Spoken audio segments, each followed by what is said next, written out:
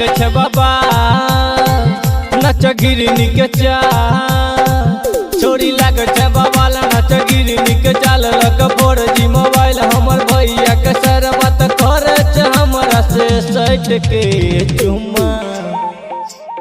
चुम्मा the they सट के न तले हबो तोरा पटक के चुम्मा द दे सट के न तले हबो तोरा पटक के चुम्मा द दे सट के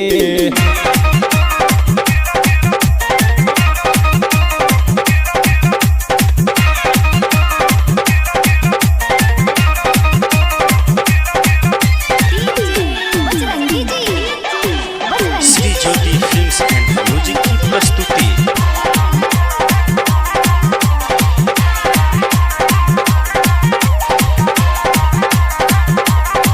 भेंट कहने रहियो हम तो छहर पर बात करबो जाके हम तो नहर पर भेंट कहने रहियो हम तो छहर पर बात करबो जाके बैठ के नहर पर अब ये सब से बचा के अपना भैया से छुपा के अब ये सब से बचा के अपना भैया से छुपा के हमें कप लगा के अपना मैया से छुपा के नहीं तो मर जब हम तो कट के झुमा द दे सट के न तले हबो तोरा पटक के चुमा द दे सट के न तले हबो तोरा पटक के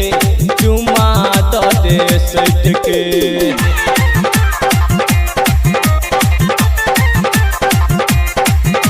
Shri Jyoti films and music की प्रस्तुति।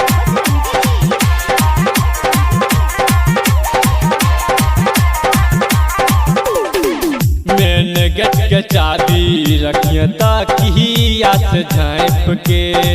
फोन जखन करबो अब ये आगू पाछू ताक के मेन गेट के चाबी रखिए ताकिया में झाँप के फोन जखन करबो अब ये आगू पाछू ताक के हम करबो गवे लगा कग से हम करबो गेट लगा कग से छोरी खुलल रहते गेट कनी करियन लेट आब जाइए है हमारा नाम सहित के चुम्मा द दे सट के न तले हबो तोरा पटक के चुम्मा द दे सट के न तले हबो तोरा पटक के चुम्मा द दे सट के Shri Jyoti films and music की प्रस्तुति।